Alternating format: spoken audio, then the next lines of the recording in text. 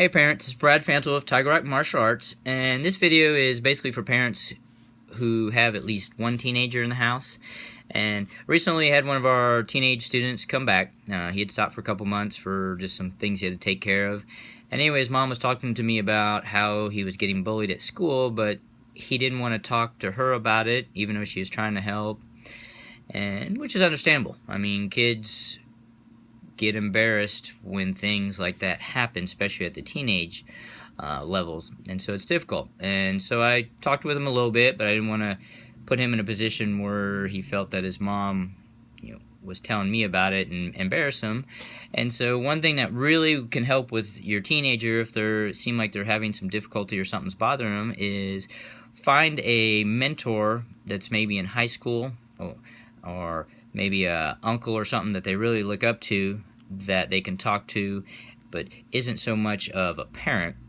That way it's kind of a different relationship, because otherwise they're going to talk to their friends and not get probably the best advice, or they're just going to hold it in. And I'd love to say this was my idea and I'm so smart for coming up with this, but there was something I just had read from a female that had a lot of trouble in middle school, getting picked on, and wasn't the prettiest and that type of thing. And she ended up becoming friends with a high school senior that she got hooked up with through the family, who was like captain of the cheerleading team and just super popular. But it turned out that this girl who was super popular, when middle school, she was going through the same things as this girl was. Wasn't popular, getting picked on, wasn't very seemed significant, in school, and didn't have a lot of friends. And so anyway, this girl just really changed her attitude and felt so much better by talking to this high school senior.